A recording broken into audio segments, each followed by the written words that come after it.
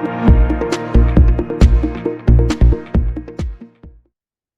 right, this is Joe Stewart, Vice President for Governmental Affairs, the Independent Insurance Agents of North Carolina. We'll let folks get in on the webinar. We'll get started in just 1 second. Thank you.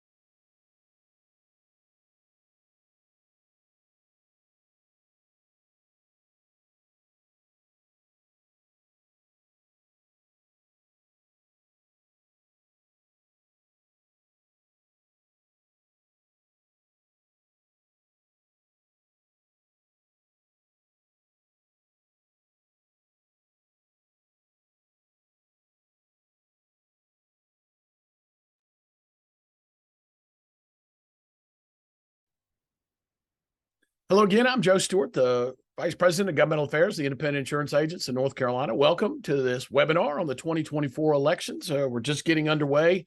We'll give a few more minutes before we get into the substance of the presentation. We'll wait for other folks to join in on it.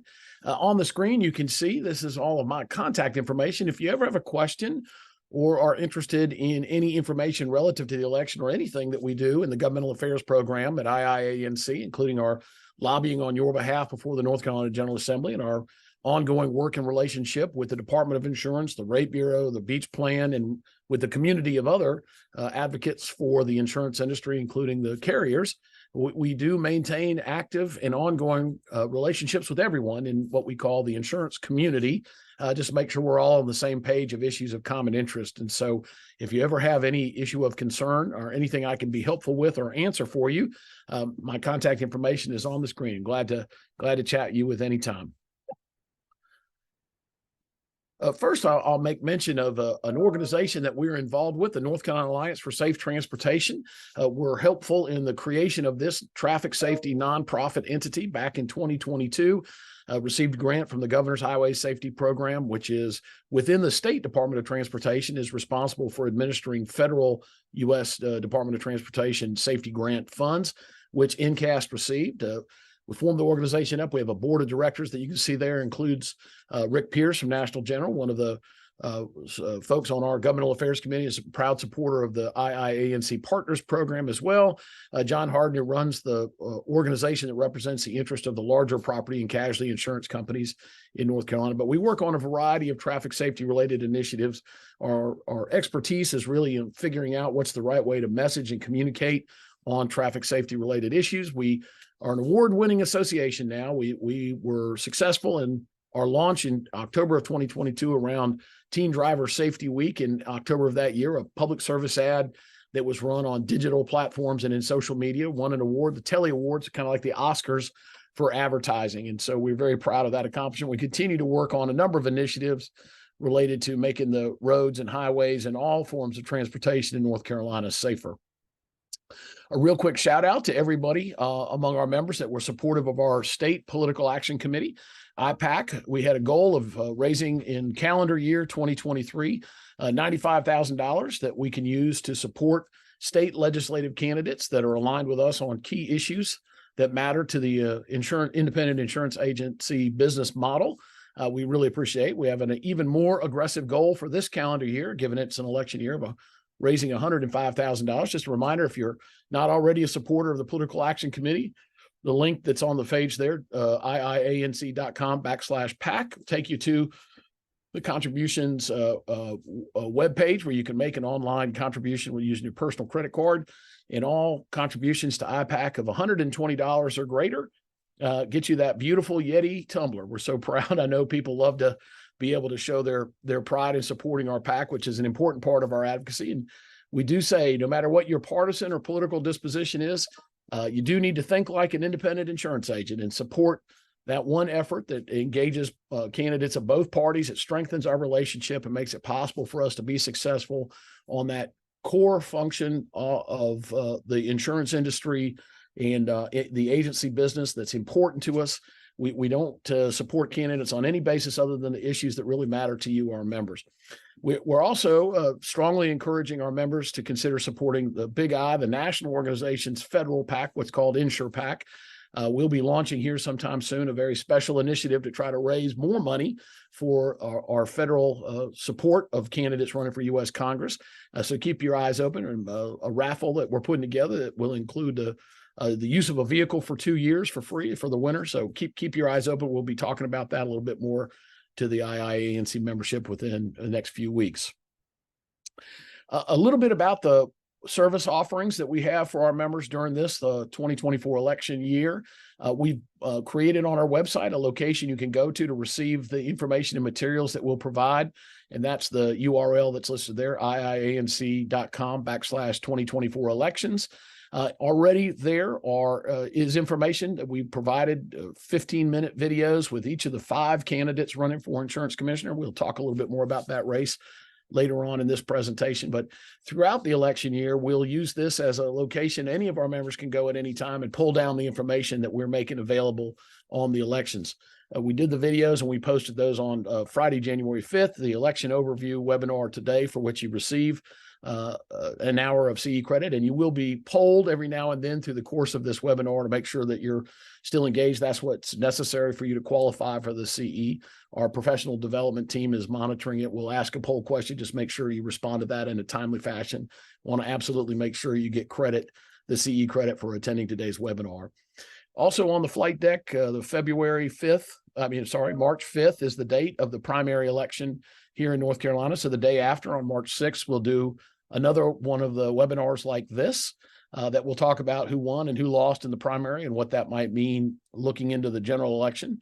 We'll do another one of these webinars probably sometime right after Labor Day, sort of the home stretch of the election cycle, to talk a little bit about the races to watch and how things are shaping up in key races, specifically in the insurance commissioner's race, which is, of course, very important to our constituency.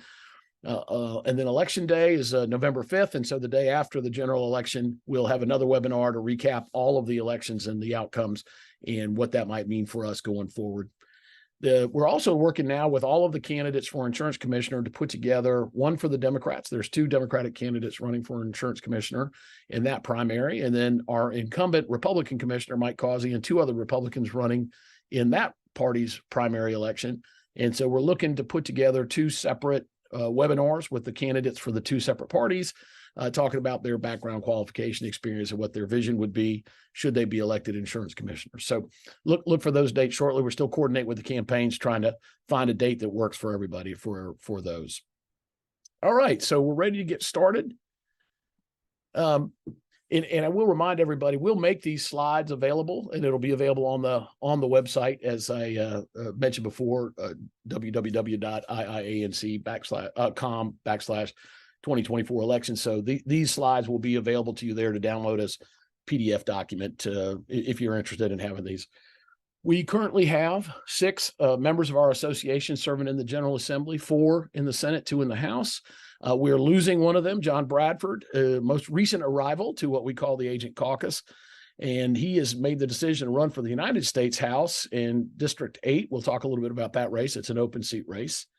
And so looking at the other 5 of our members, I think, relatively speaking, looking at their districts, they are in pretty good shape to win re-election. Some of the districts are slightly more competitive than others, but I think overall it is a safe assumption that all 5 will return as members of the General Assembly in January of 2025 after this year's election. So we're very fortunate and blessed to have them serving for us. It's an enormous benefit on our legislative agenda items to have our own members there serving, most notably Chris Humphrey, who serves as a chair of the House Insurance Committee, and Todd Johnson as a chair of the Senate Commerce and Insurance Committee. So on the key committee through which any legislation that's relevant to insurance would flow, we have an agent in the leadership position, in both House and Senate. So that's an incredible benefit to us. And again, IPAC, our state PAC, is very supportive of our members that currently serve in the General Assembly. And so some part of your support is to support your fellow agents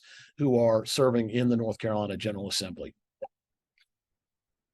Also upcoming, Senator Mike Lazzara is not an insurance agent, but he and I have talked, and I think everything goes according to plan. He is going to attend our Insure Academy, the program that IIANC runs to help people who are interested in becoming licensed insurance agents. Senator Lazzara, I think, has expressed an interest in perhaps opening his own agency. And so we may acquire a 6th in replacing Representative Bradford. We may get Senator Lazzara, having helped him not only get his license, but getting his agency up and going. So that would be a very strong relationship to have going forward. And then Representative Destin Hall, who's currently chair of the House Rules Committee, is a graduate of the App State RMI program. He's an attorney by practice now. He's not in the insurance world, but he has already been announced as the likely successor to the current Speaker of the House, Tim Moore. Representative Hall would become Speaker in January of 2025 when the General Assembly returns after this election. So we would have someone in the Speaker's chair who at least has gone through an academic program and understands insurance in that context. Also very beneficial to us as we advocate on your behalf before the General Assembly. Joe, yes. This is Brittany. It doesn't look like your slides are advancing, so I just wanted to make sure. They're advancing on my screen. Can you try stopping to share and reshare, and just make sure you're sharing the slides that are going? I apologize for the interruption.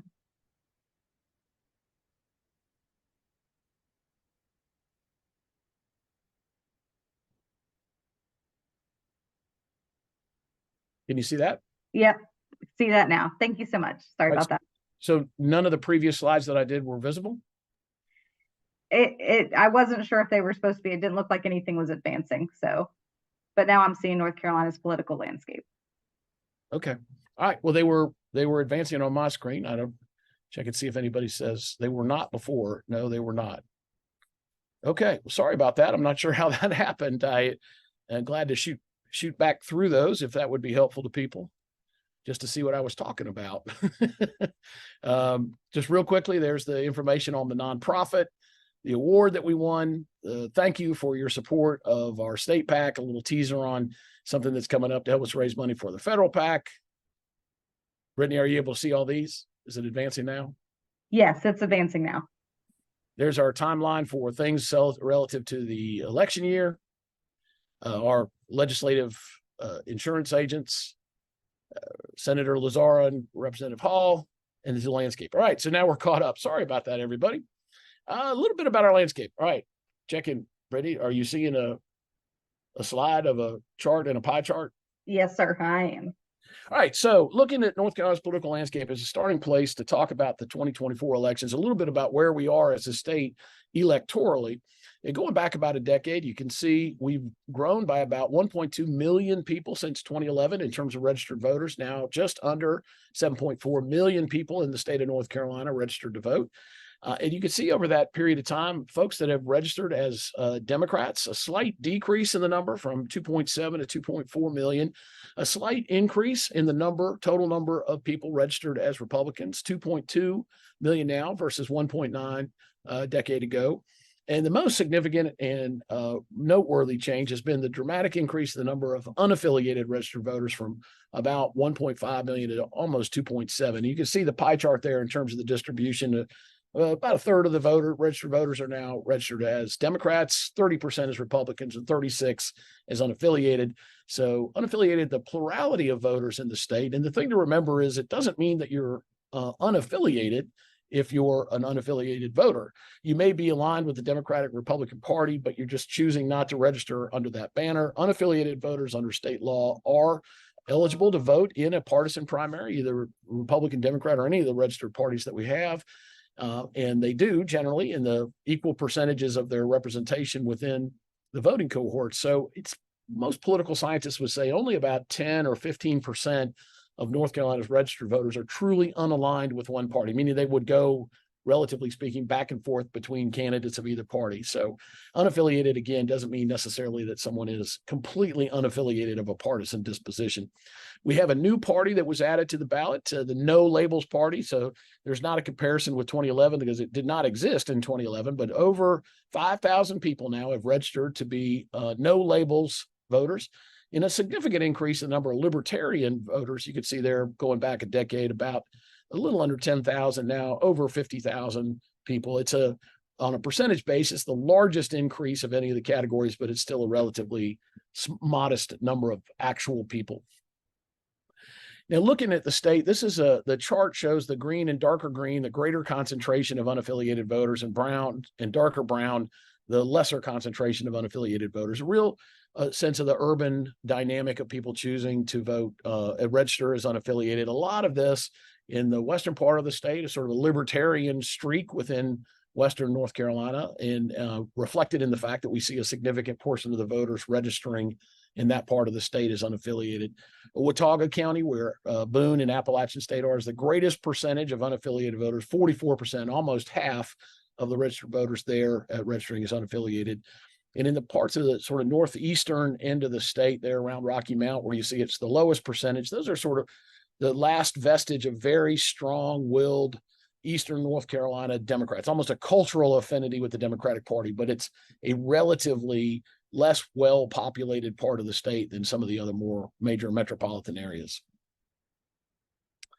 Looking at the racial composition of voters, this is from the determination that a person makes when they register to vote. It's not anything other than the Board of Elections, when you make the decision to register to vote, ask you what racial affinity you wish to be designated under. These are from the U.S. Census Bureau. That's where these numbers are, that these designations are taken.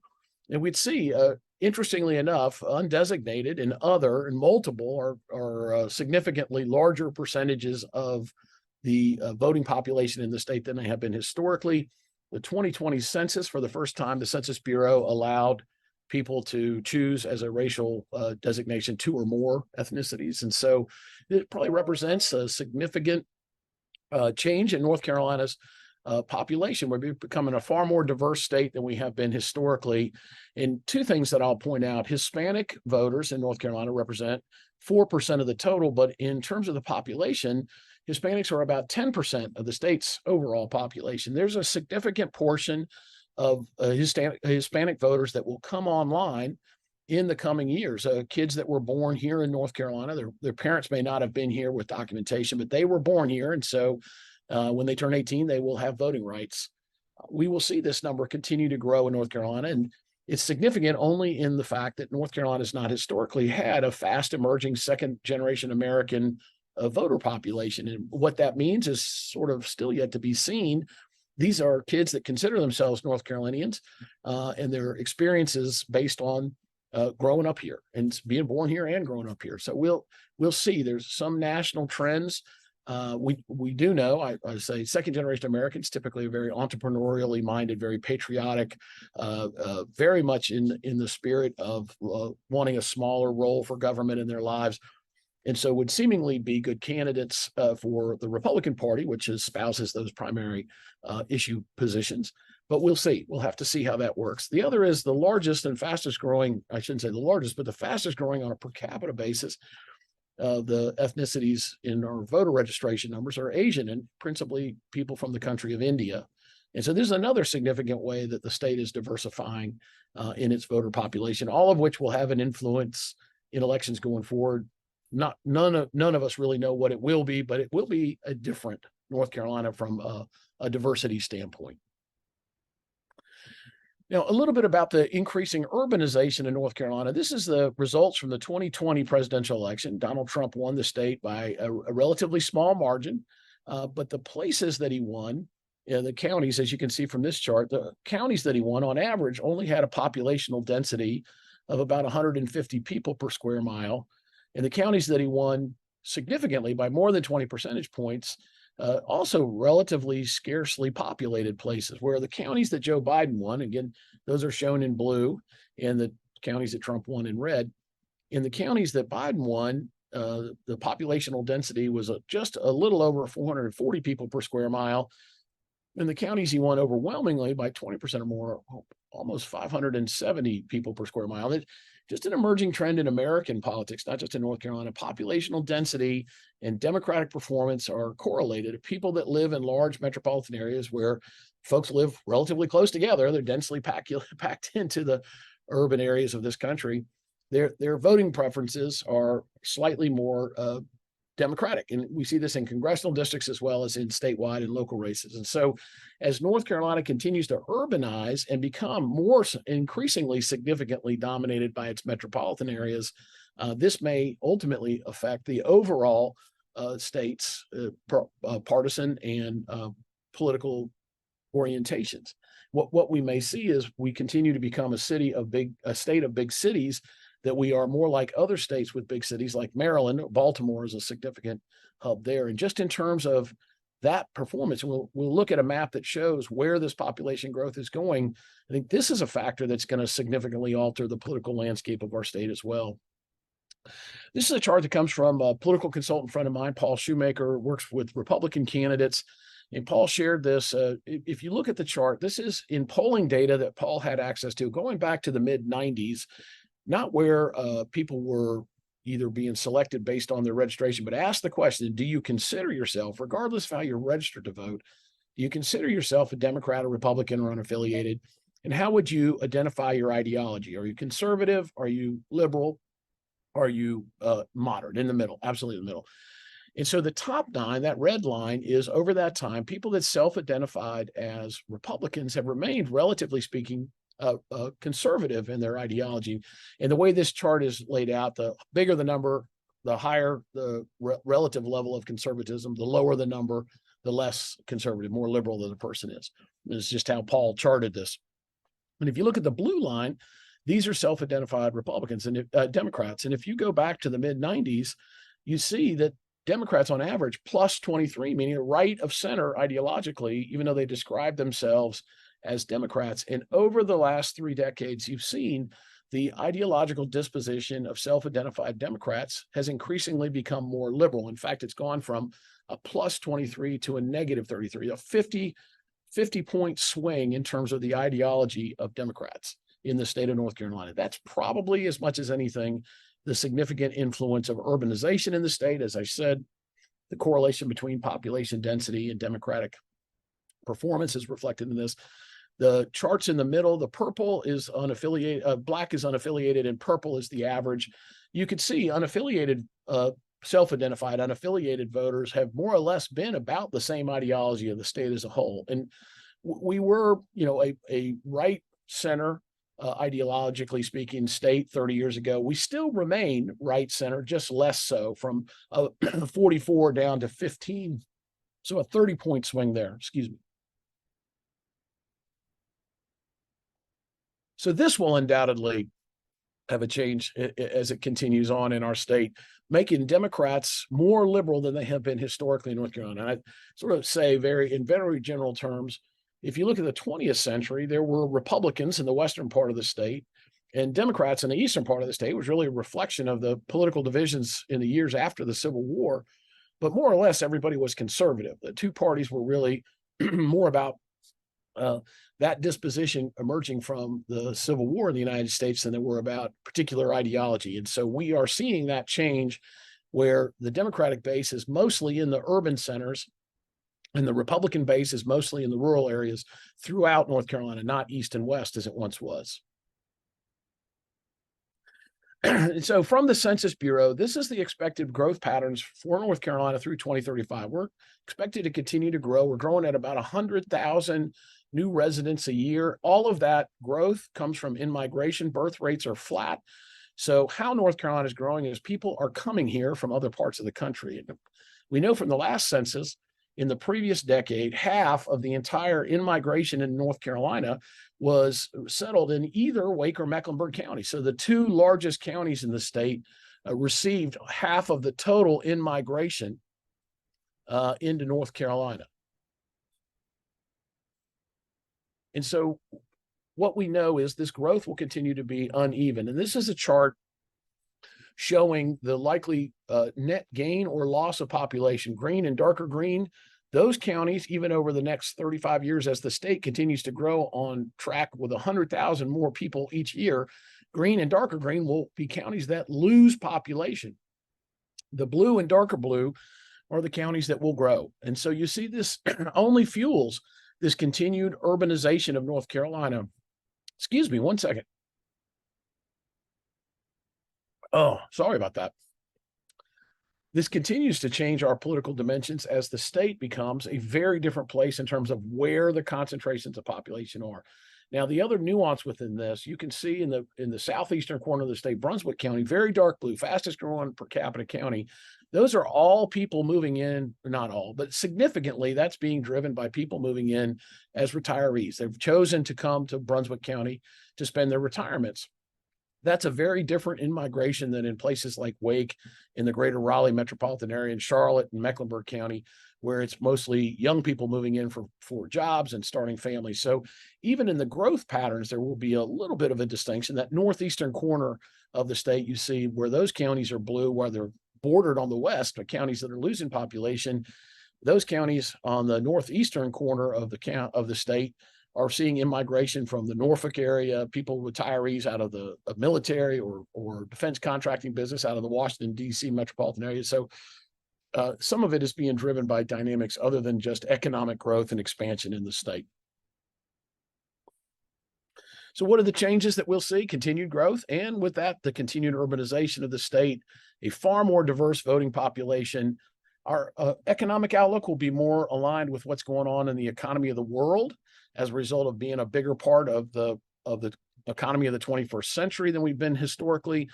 And we're starting to see some generational dynamics. Aging baby boomers like me are an increasingly small portion of the electorate. We vote more consistently and more frequently than younger generation, but there's far more of the younger generation. In fact, the younger three generational cohorts are now the vast majority of registered voters, even though they don't turn out in the same numbers in elections as baby boomers.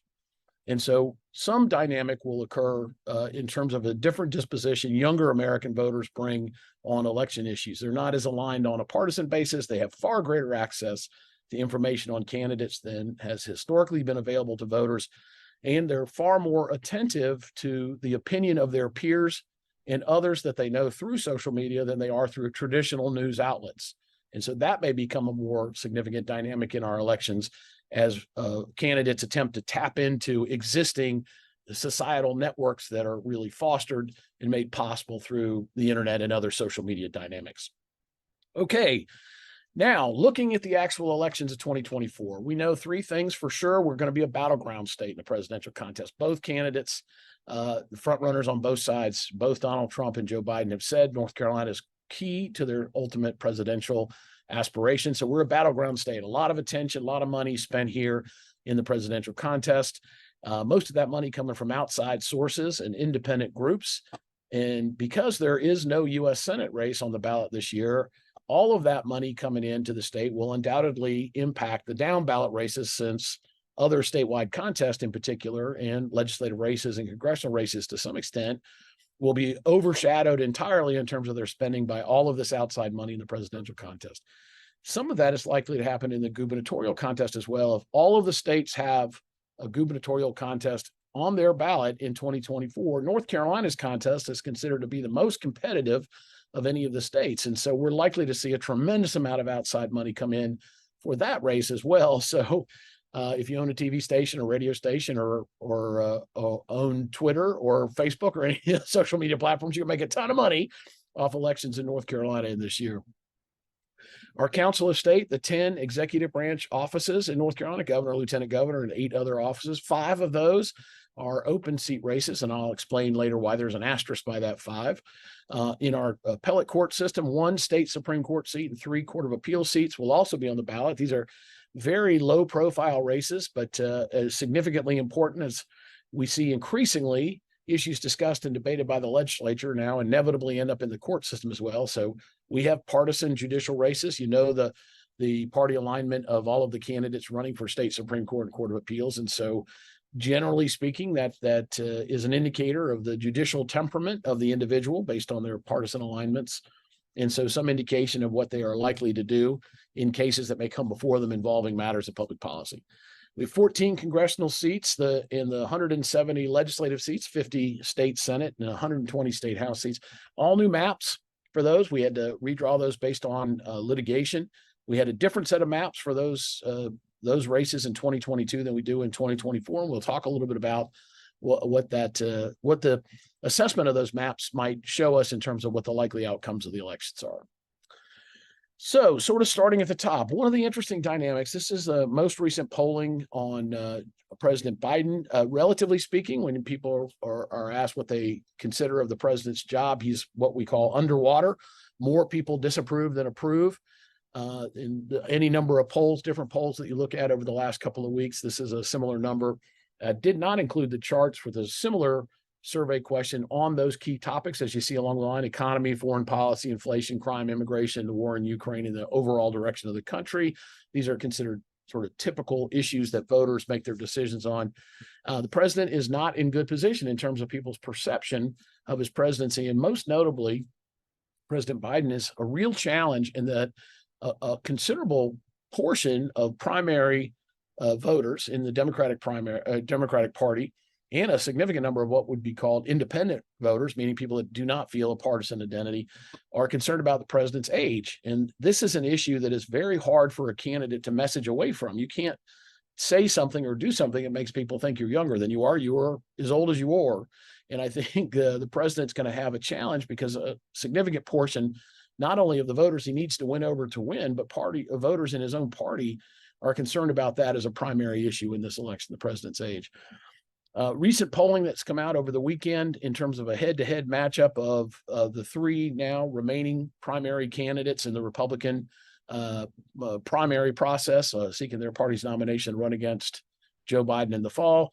All 3 are doing better than President Biden in a head-to-head matchup. And so this would seem to indicate that North Carolina's battleground status in the presidential contest makes us an even more important place than might otherwise. If indeed this is going to be that tight of an election, winning every single state will matter significantly to candidates of both parties. And so we're going to see a lot of the presidential candidates in North Carolina. And again, a lot of money spent here. Our primary election is on May 5th. The question is, what's the turnout going to be? The Democratic Party had already made the decision to only request that Joe Biden's name be on the ballot. So somebody that wants to vote in the Democratic primary, either a registered Democratic voter or an unaffiliated voter that wanted to choose to vote in the Democratic primary, would not have really a choice in the presidential contest.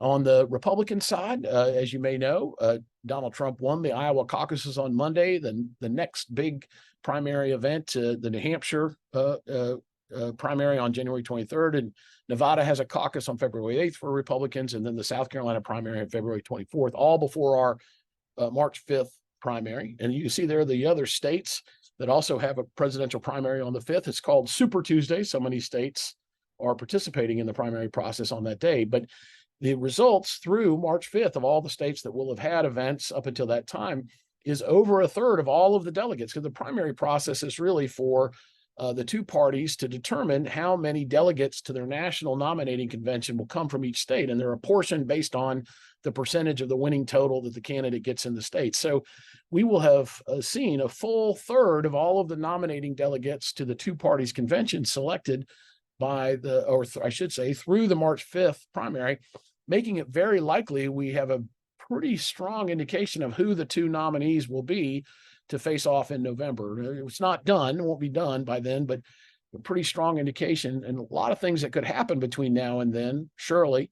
But the question is, does all of that dynamic, people feeling if indeed it is true by March 5th, Republican primary voters feel it's all but certain Donald Trump's going to be their nominee, and Democratic voters feel all but certain it's going to be Joe Biden as their nominee. In our gubernatorial contest, the only other up ballot race that's going to get any attention, the two frontrunners, Mark Robinson, the current lieutenant governor, Republican, and Josh Stein, the current attorney general, the Democrat, continue to hold frontrunner status in their two parties' primary race by polling standards.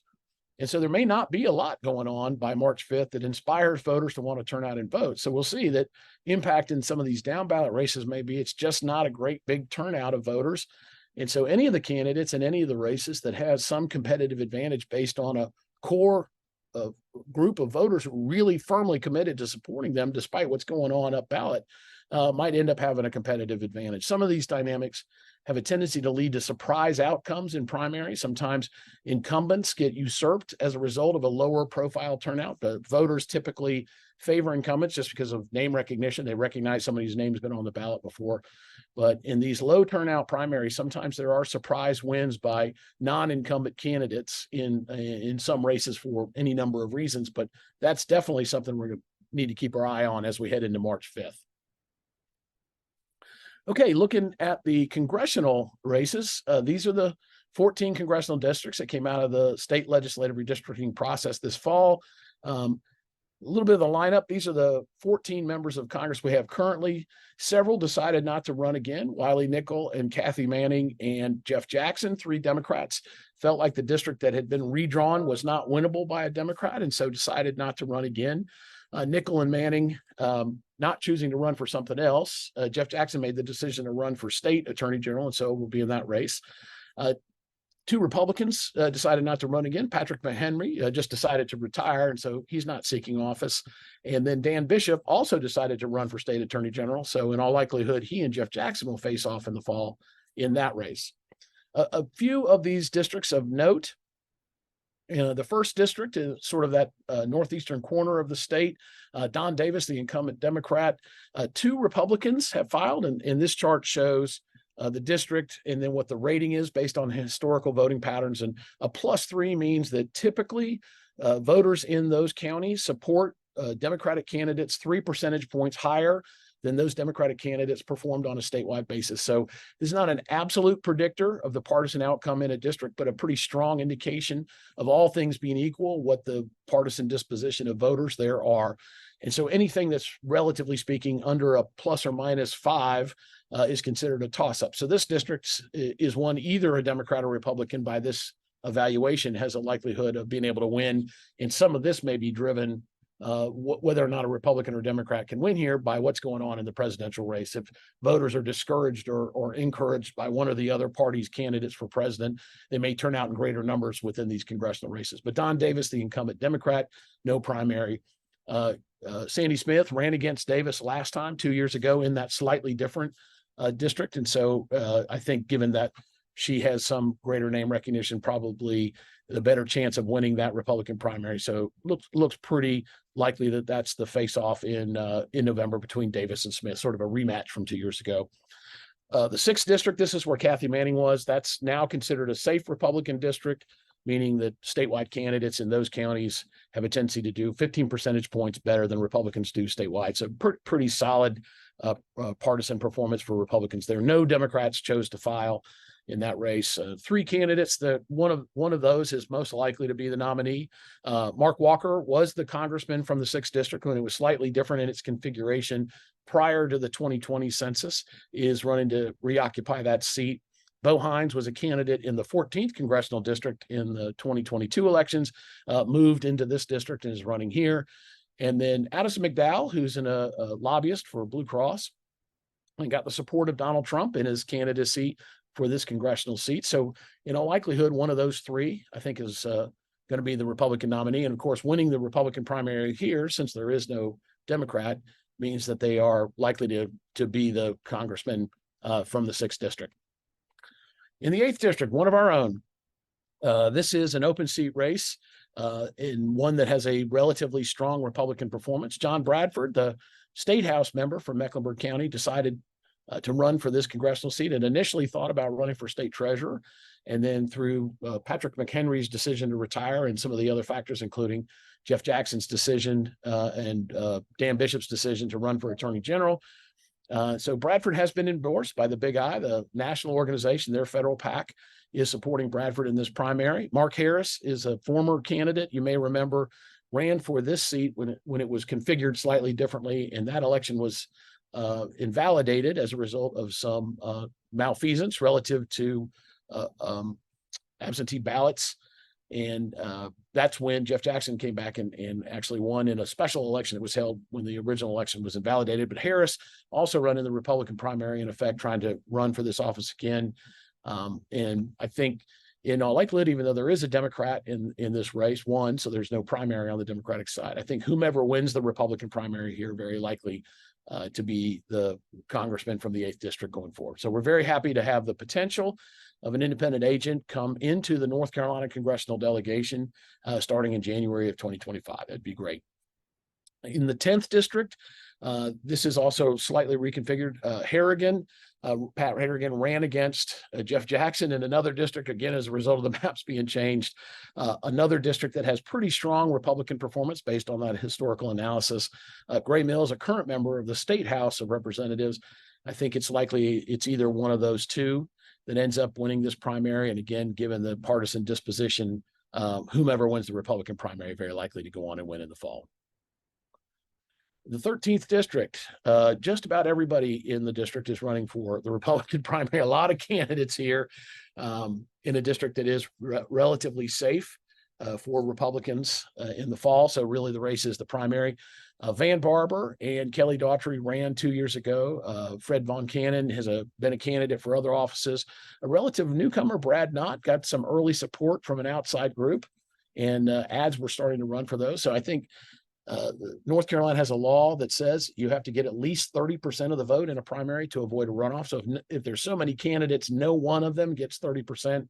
The top 2 vote getters are in a primary. That many candidates, it's hard to imagine any of them will be able to get 30%. So it seems likely this one goes to a runoff, which is held several weeks after the original primary on March 5th.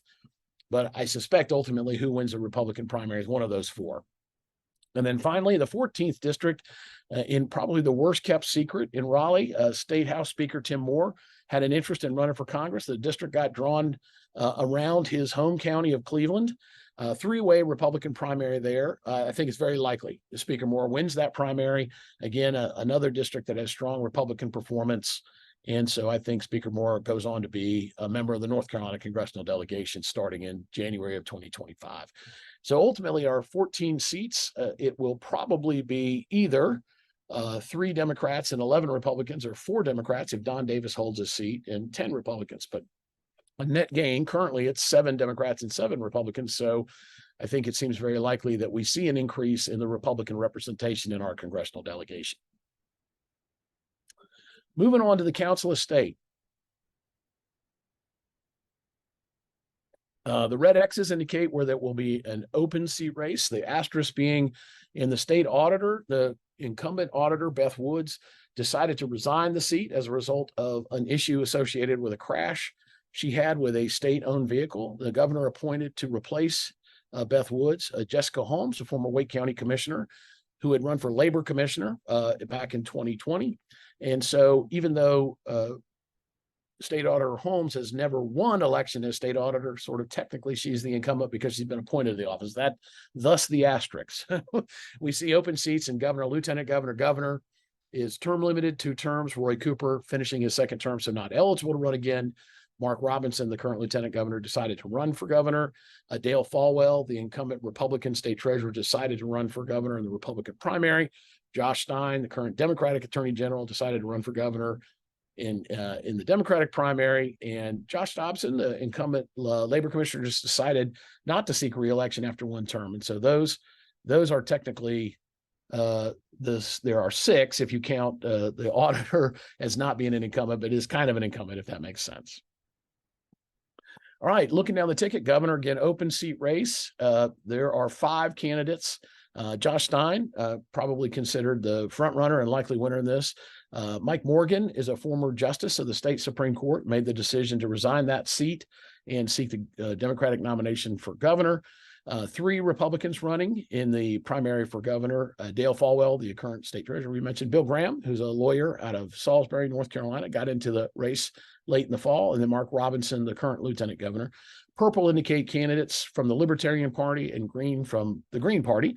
And so there will be a primary in the Libertarian Party there for one of those two, Shannon Bray or Mike Ross. These are libertarians that have run frequently for offices. Generally, these third-party candidates get 1, 2, 3, 4, maybe 5% of the total votes cast in a general election. Could be a spoiler if it's really, really tight, but generally speaking, voters of both parties choose to vote for third parties for various reasons. So it's generally not a spoiler. Equal distribution of people voting for those third-party candidates instead of either the Democrat or Republican. So here's the most recent poll in the governor's race. Josh Stein with about 38% of the vote, Mark Robinson 34%. Probably the most significant thing out of this is the percentage of likely voters of the two parties' primaries that are still not decided. About half of all of the voters as of these two polls really not yet confirmed. Now, that mathematically, it's still seemingly very difficult to imagine any of the other candidates than Josh Stein or Mark Robinson could come up with enough primary voters by March 5th to overtake these front runners. But we'll have to see. Bill Graham has put a lot of his own money in the race and has gone from virtually nothing to 8%, which is pretty impressive, but still quite a ways to go to try to be a serious challenge to Mark Robinson. I think Mike Morgan, the challenge he has is really not as a significant amount of cash. Josh Stein raised over $7 million. That is a real competitive advantage in a Democratic primary, particularly if the voter turnout profile is relatively low. So I think it seems at this point pretty likely that Josh Stein and Mark Robinson are the two parties' nominees for governor in the fall. The reason I throw up this chart for the Meredith poll about dissatisfaction with the country, because we don't have a U.S. Senate race and only the presidential contest, I think really voter attitudes about their overall perceptions, and generally speaking, the polling on people's perception of the direction of the state is much better than it is of the country. But I do think in this election cycle, just the sour mood of voters of both parties is going to cast a long shadow over all of the races. And so there's a lot of divisiveness in our politics anyway. And I think such a significant distinction between the candidates for governor in terms of their orientation and ideology that it's very likely this is just going to devolve into a nasty slugfest. And who is able to survive all the way to November 5th, maybe the winner, and more so than who has a competitive advantage. Just a terrible, terrible electoral atmosphere right now, not just in North Carolina, but across the country. Moving on down the ballot, Lieutenant Governor Rachel Hunt, probably going to be the Democratic nominee, current state senator for Mecklenburg County, the daughter of former Governor Jim Hunt, still is somewhat of a considerable force within the Democratic Party. So I think that gives Senator Hunt a competitive advantage in the Democratic primary here. A lot of folks running for Lieutenant Governor, Republican ticket. The two that I think have a good chance, Deanna Ballard, a former state senator, from the Spruce Pines area, and Jim O'Neill, the prosecutor of Forsyth County. Jeffrey Elmore is a state house member. I think it can run a serious campaign. But in terms of overall name recognition and resources, I think it's likely that it's either Ballard or O'Neill that survives. Hal Weatherman, the former chief of staff to the last lieutenant governor running, and has been running for more than a year. But in polling that I've seen, he doesn't seem to be making much of a difference in terms of building name recognition for himself. The Secretary of State's office, Elaine Marshall, longtime incumbent going back to 1996, her first election. I think it's probably, this is far enough down the ballot, her significant competitive advantage in terms of name recognition associated with being such a long-term incumbent makes it very likely she wins re-election. Here's the auditor's race with the asterisk, whether or not you consider Jessica Holmes to be an incumbent. It's hard to tell. In the Republican primary here, Jeff Tart, a former state senator from Mecklenburg County, Dave Bullock is on the board of trustees at UNC Chapel Hill, and a lawyer relatively well known.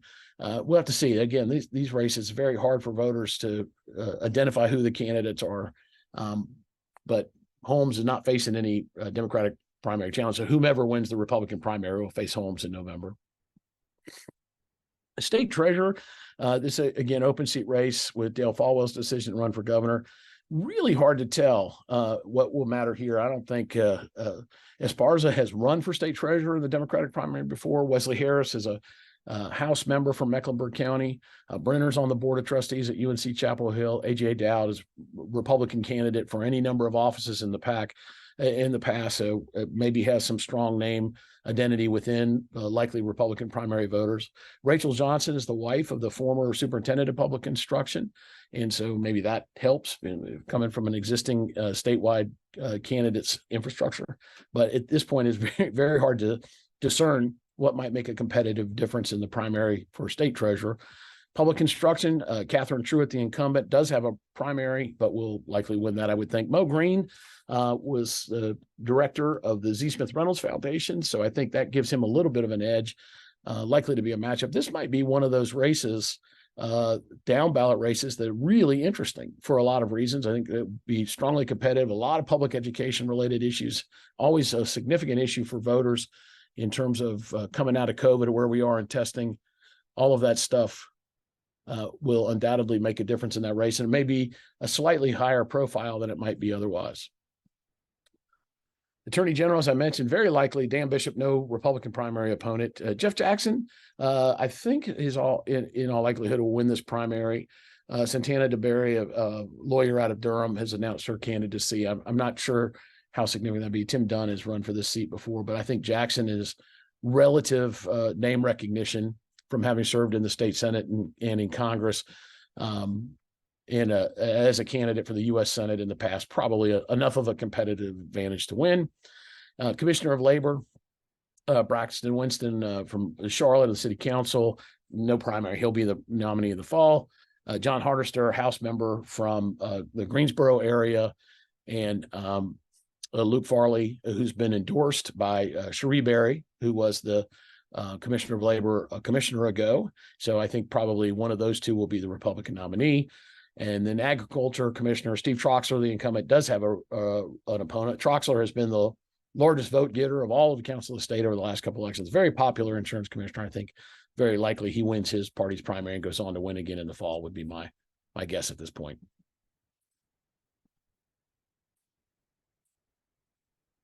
All right, some questions. Brittany, question came in. I also responded to two polls, both asked the same question. Is that correct? Yes, that's correct. They should have both been the same question. And Right. we'll see, we'll be able to pull all the reports after the webinar to see who's missed anything. Got you. Okay, here are the candidates for insurance commissioner, probably the most significant of the races that we monitor and watch. And again, wanted to include on this information. The in-person early voting starts on February 15th in your county. If you go to your county board of election website, you'll be able to see where the sites are. You could go vote in person. Requesting an absentee ballot is already opened up. You can go to your county board of elections website and get an application to file absentee if you want to.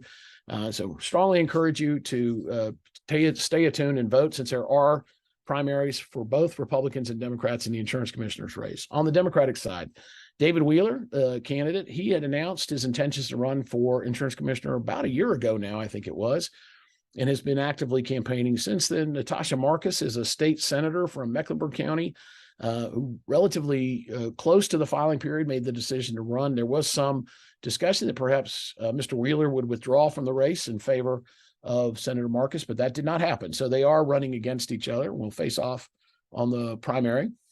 On the Republican side, incumbent Mike Causey filed a run for re-election. Two Republicans challenging him in the March 5th primary. Robert Brawley, former House member and insurance agency owner in Statesville area, has run he ran for governor and he ran for insurance commissioner once before, not against Mike Causey.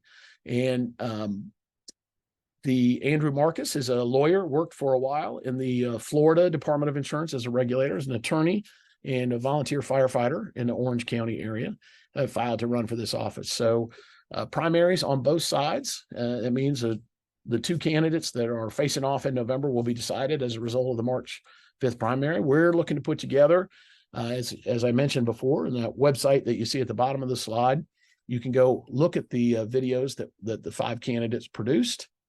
And we're looking to do candidate forums with the two Democratic candidates separately from the three Republican candidates.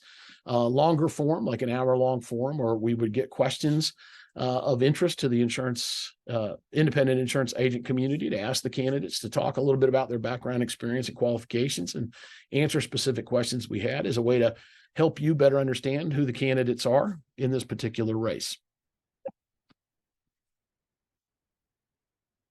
Oops. Sorry about that. Not sure what happened there. Hold on one second. Let me bring that back up.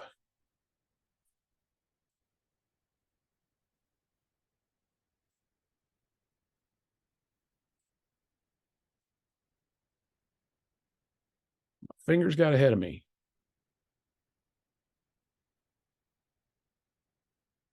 Okay, real quickly to wrap up the state legislative races. These are the Senate and House districts that were produced by the General Assembly. Give you some sense of what that looks like. And then looking at the specifics of these districts, again, measuring. Hold on a second. My computer is acting up a little bit here.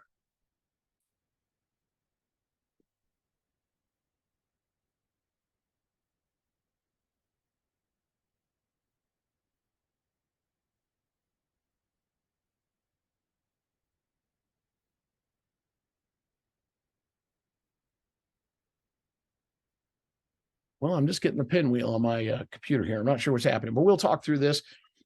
Basically, if you look at the composition of each of these districts, and again, measuring it by the historical voting patterns, where people had a choice to vote for either Democrat or Republican in a statewide race, did they prefer Democrats or Republicans, and by what percentage versus what that same candidate got on a statewide basis? You'll see that a significant portion of, let me stop share and see. I'm not sure what's happened here, but my computer is not allowing. Okay, there we go. Brittany, are you still with us?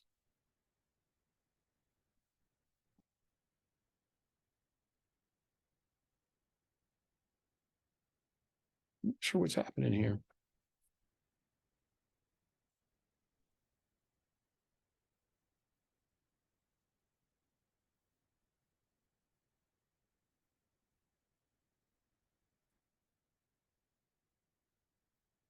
Try this again real quick.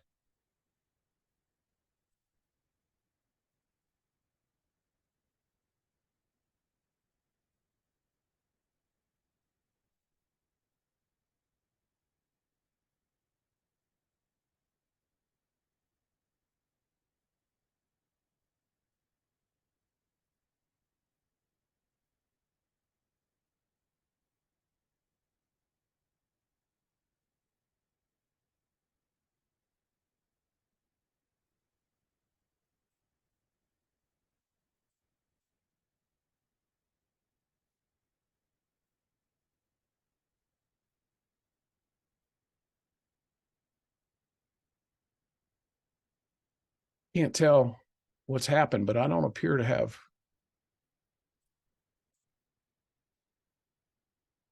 I don't appear to be able to share my screen anymore. Can someone indicate if can those of you out there still hear me? Okay. All right. Well, we'll wrap up real quickly. I guess looking at the districts that have been drawn, it is a safe assumption that the Republicans maintain a majority of the seats in both the House and Senate. Looking at the districts where there is a strong preference for Republicans, or at least some marginal preference for Republicans, and the few districts for which you might consider them to be toss-ups because there isn't a partisan preference of voters there locally. But in aggregate, if you look at all of the districts in the House and Senate, it is very likely that the Republicans retain control of the House and Senate by simple majorities in a relatively good chance. Again, all of these up ballot factors, but the Republicans are very likely at the current maps do hold what are called supermajorities, meaning 30 of the 50 Senate seats and 72 of the 120, or enough votes to override a gubernatorial veto on a party line vote. And so the likelihood that that continues is at least in the realm of possibilities this election cycle, but I think it's a very safe assumption Republicans retain control of the General Assembly. Now, the distinction may be if Josh Stein, the Democratic candidate, if Stein is the Democratic candidate, if a Democrat does win the governor's race, If the Republicans hold supermajorities in the General Assembly, it means they'll be able to override any veto that Democratic governor imposed on any legislation they passed. If it's a Republican governor, Republican-controlled General Assembly, it's not as significant. If it's a Democrat, then the difference may be whether or not it's a supermajority or not. If it's not a supermajority, it's much more difficult for Democrats to override a gubernatorial veto because they would need to bring along some Democratic members to do so. So I think the uptake from all of that is it is, relatively speaking, pretty sure that the Republicans retain control of the General Assembly after the 2024 election. And the only question may be whether they're at supermajority levels. And then finally, there are some judicial races on the ballot, state Supreme Court and Court of Appeals races. Those generally don't muster much attention. Republicans have had something of a competitive advantage in judicial races in the past few election cycles. The partisan control of the state Supreme Court, 7 justices now, currently 1 is a Democrat. Mike Morgan resigned the seat. So there are 2 in effect. It won't matter in terms of the partisan balance of power, the outcome of this state Supreme Court race. In the Court of Appeals race, 3 races there, 1 open seat race. The justice that was appointed to replace Morgan came from the Court of Appeals. And so there's not really an incumbent in that race either. But again, they do not attract such a great attention as to likely affect the overall outcome of the election. So that brings us to the top of the hour, and opportunity there to ask if anybody has any questions. Feel free. I'm glad to answer anything you want to type it into the comments. Sorry about what happened in terms of my not being able to share the rest of the slides. I think it did convey. And again, as I said before, the slide deck will be made available on the website for you, anybody that wants to pull it down and take a look at it.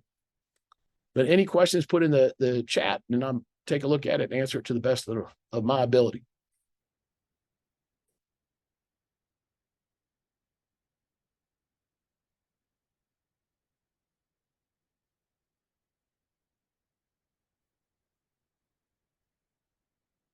All right, seeing no questions, again, there's my contact information on the screen. If you ever wanted to ask a question or needed a clarification for anything that was said here today, appreciate reaching out to me. Either give me a call or shoot me an email. I'll respond to those as well. If not, this concludes the webinar. Thank you, everybody, for attending today.